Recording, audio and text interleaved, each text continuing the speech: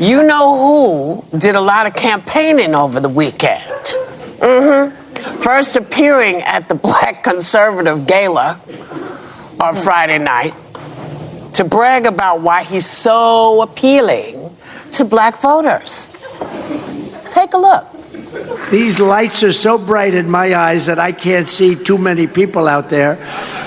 But I can only see the black ones. I can't see any white ones. I got indicted a second time, and a third time, and a fourth time. And a lot of people said that that's why the black people like me, because they have been hurt so badly and discriminated against. And they actually viewed me as I'm being discriminated against.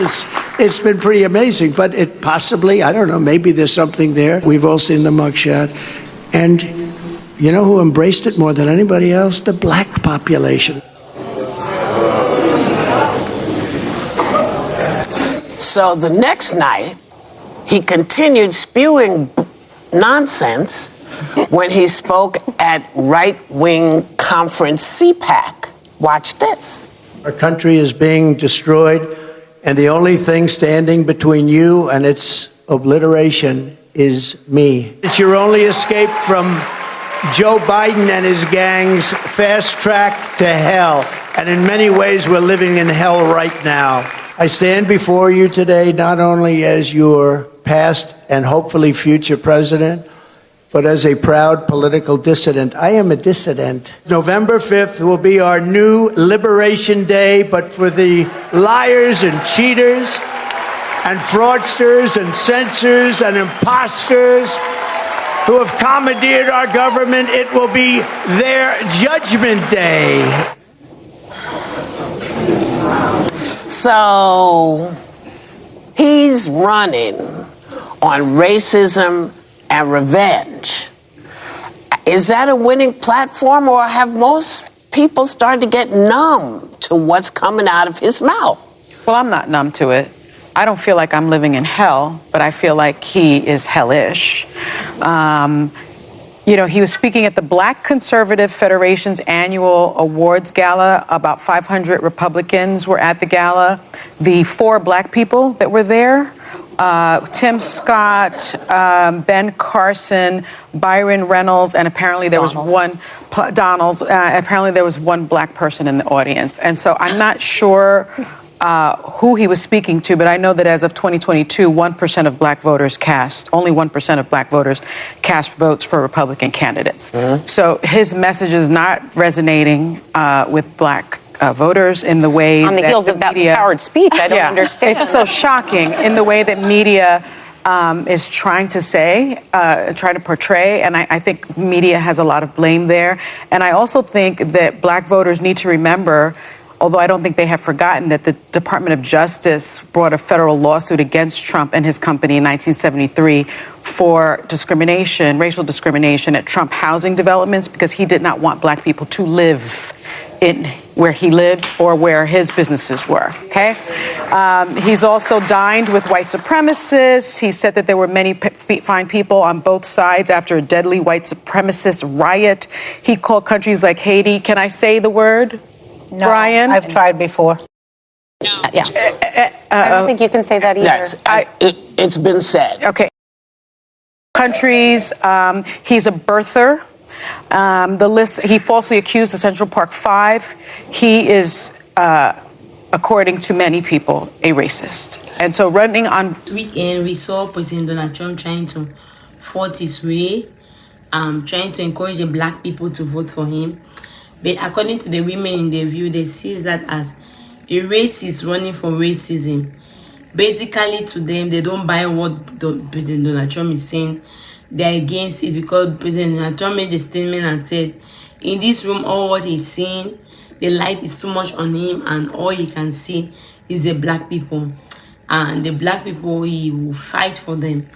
But according to the women in the view, they came and said that during 1972, President Donald Trump's house was that one that he didn't want no black people to stay around his property, or he didn't even want to rent it out to black people, and he was even sued for that. So basically, he cannot be the one that can talk about black people. They talk about the white supremacy that President Donald Trump is the master for the white supremacy, and he supports it. He has been illegal. They talk about him calling the country like Haiti. He called the names that they could not even want to pronounce it. Talk about that. They talk about the highlight crazy stuff. He said some crazy things that he have been saying, and for that reason they were not with him. They talk about that black people like him. They talk about that President Donald Trump is very confident of himself. November 5, he said, is a liberation time for them. He talks about a guy on Fox talks about sneakers. That President Donald Trump is very is that one that know the heart of the people, what they really want. The black people love sneakers, and he shows sneakers that black people, because President Donald Trump is selling sneakers, and he makes sneakers, so that he's going to win the heart of the black people, which is some about the women in the field. Somebody like Sonny say, what? How can they talk about because they love sneakers, they are going to vote for him? Basically, the women in the view, especially especially Whoopi was just saying that she will always say that no matter white or black, all of us have seen, everybody have seen how President Donald Trump is behaving. No one can go and vote for him. So she's encouraging the white voters, the young voters, not to vote for somebody like him. He has already proven himself. They should vote for somebody else, because she's not surprised of what is happening. And the most important thing is that the voters know who to vote for to bring a better America. According to some of them, they say President Donald Trump is using revenge on what happened. That's why he wants to revenge. They talked about, according to Farah, the Democrats have to do better. They have to make that in every house, in normal voters' house, they have to see what is happening. They have to bring out the fault of President Donald Trump and put it out of in the people. The Anna talk about that President Biden asked one of his work team to be highlighting all the crazy stuff President Donald Trump is saying and put them every day out.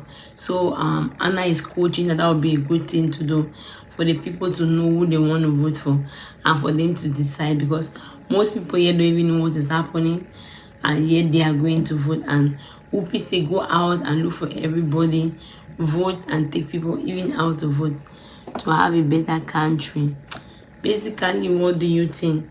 Do you think that President Donald Trump has really repented about white people?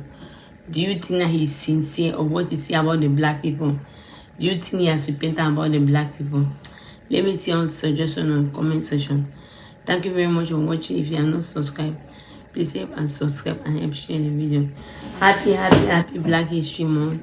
This is February for Black History Month, and this is why I see me just in my beautiful attire. February is Black History Month. Happy Black History Month. God bless you.